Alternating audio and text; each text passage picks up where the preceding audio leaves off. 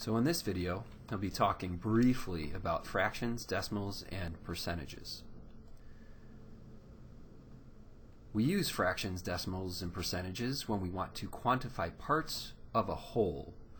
What is a whole? A whole is one of something. For example, one whole large pizza. We quantify fractions in terms of whole numbers. When we are talking about whole numbers, one whole is one whole number, or the number 1. So if we wanted to quantify a whole pizza in the language of whole numbers, we would say a whole pizza equals 1. Fractions are a way of quantifying the parts of a whole.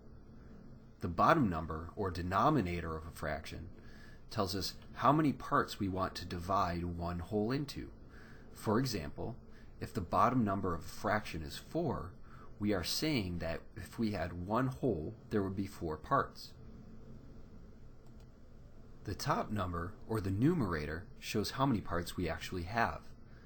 So if we have a fraction of 3 over 4, we can say that if we had a whole, we would have 4 parts, but we only have 3 of those 4 parts. If we have a fraction of 5 over 4, we can say that if we had a whole, we would have 4 parts, but since we have 5 parts, this means that we have one whole, or 4 parts, plus one additional part, for a total of 5. When we add fractions, we only use the top number. For example, 1/2 plus 1/2 equals 2 over 2, which equals 1. If we have 2 halves of pizza and put them together, we have one whole pizza. When we multiply fractions, we multiply the top numbers by the top numbers and the bottom numbers by the bottom numbers. For example, if we have 1 over 2 times 2, this means we have 1 over 2 times 2 over 1, which equals 2 over 2, which equals 1.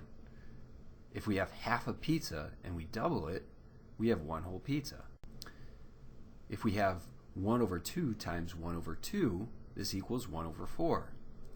If we started with 1/2 of a pizza and took 1/2 of that pizza, we would be left with 1/4 of a pizza. Decimals are another way of quantifying the parts of a whole number. Again, let's start with 1 to represent one whole. If we add one decimal number to the right of 1, this tells us how many tenths we have. For example, if we have 1.7, this means that we have one whole plus 7 tenths. In other words, if we were to break a whole into 10 parts, we would have 10 out of 10 parts plus an additional 7 tenths. If we add 2 decimal numbers to the right of 1, this tells us how many hundredths we have. For example, if we have 1.77, this means that we have 100 out of 100 parts of a whole plus an additional 77 100ths. It's important to be able to quickly multiply and divide decimals by 10, 100, 1000, and so on. When we multiply decimals by 10, we move the decimal one place to the right. When we multiply decimals by 100, we move the decimal 2 places to the right. The opposite is true for division.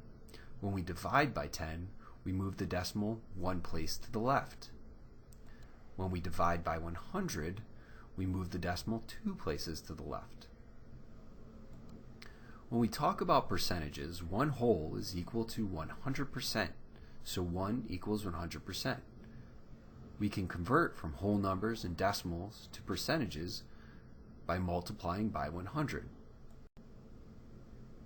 So, if we were to convert 4 wholes to a percentage, we multiply 4 times 100 to get 400%. When we multiply 0.75 times 100, we said we move the decimal place 2 places to the right, and so we get 75%.